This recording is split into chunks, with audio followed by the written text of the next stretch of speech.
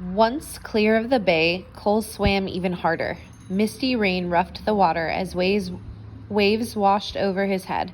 When he stopped to rest, his breath came in ragged gasps. His numb limbs felt wooden and stiff.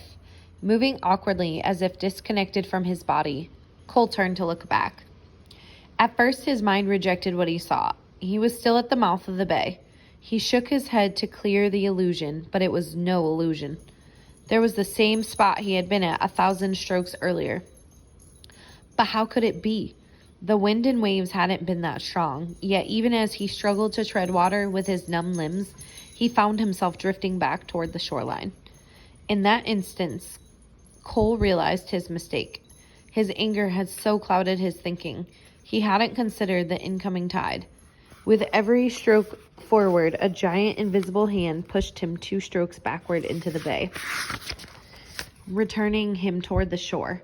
A sharp cramp gripped Cole's leg, then his other leg started cramping. He gasped for breath and panicked. He had to make it back to land. Any land. Frantically, he flailed at the water. Struggling did little to affect Cole's movement, but on the incoming tide, he steadily drifted closer to shore. He fought only to keep his head above water.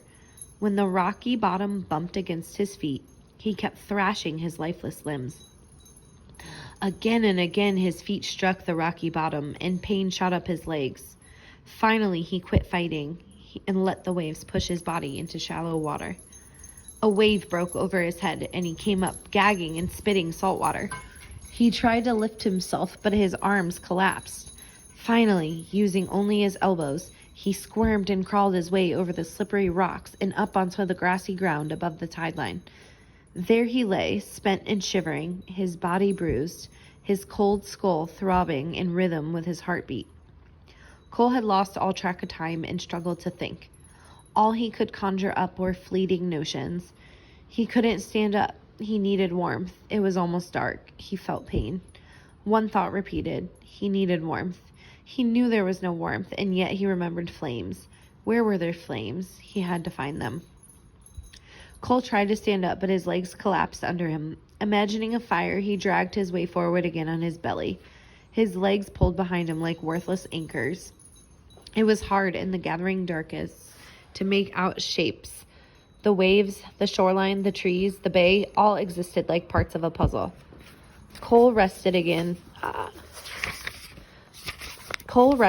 until the throbbing in his head had disappeared. His head felt hollow, his mind empty. One detached thought kept coming back to him. There had been flames. But where? Night had come quickly, and Cole scanned the dark shadows around him, sensing a vague familiarity. Again he tried to stand, but couldn't. He dragged himself forward one last time, then collapsed. Slowly, the cold disappeared. Lying belly down in the darkness, Cole felt his legs and chest sting as if they were on fire. Then he became aware of another feeling, stronger than any burning in his arms and belly, more haunting than the darkness that surrounded him, was the realization that he was alone, totally alone with himself, and it scared him. Sometime during the night, Cole drifted into a fitful sleep. When he awoke, darkness still hid the island. His first conscious sense was pain. His toes, hands, elbows, chest, legs, all ached. What had happened? Vaguely, he remembered burning the supplies in the shelter and then trying to escape by swimming. After that, he remembered the tide and crawling up the rocky shore. There had been terrible cold and more crawling. Then he recalled his skin burning. After that, a damning loneliness. Cole breathed in the cold, damp night air. Where was he now? The air smelled of salt, seaweed, and something burnt. Then he slept again. When he awoke the next time, dawn had crept into the sky, lifting one arm. He found it covered with black ash. He was lying nearly naked, squarely in the ashes of the burned shelter. He gathered his strength and struggled to his feet.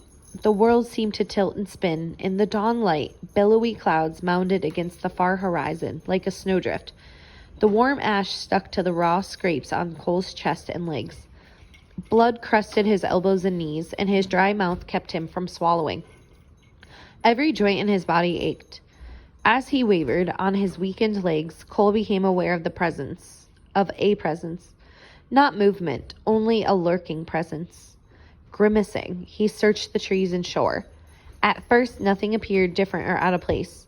Then something large and white broke the smooth pattern of the shoreline. He squinted, and the image cleared. A bear. A white bear. Out across the water, on the point of the shoreline near the opening of the bay, a massive white bear stood as motionless as a statue, facing him. Morning light glinted off its shiny white fur and made it glow. The bear stood patiently, proud, nose forward, ears alert. Cole kept blinking his eyes. Could this possibly be one of the spirit bears Edwin had spoken of? He had said they lived hundreds of miles to the south on a different island. And yet, what else could it be? Shivering in only his underwear, Cole crouched and picked up a rock. This spirit bear didn't have any right to stare at him. It didn't have pride, dignity, and honor like Edwin had said. It was just a mangy animal. Cole flung the rock, even though the bear was nearly a quarter mile away. "Keep staring, I'll kill you," he shouted. What really angered Cole about the bear was that it stood there frozen on the shoreline without any sign of fear. It defied him.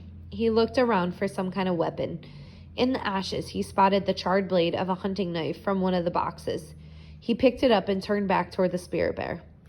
It had disappeared.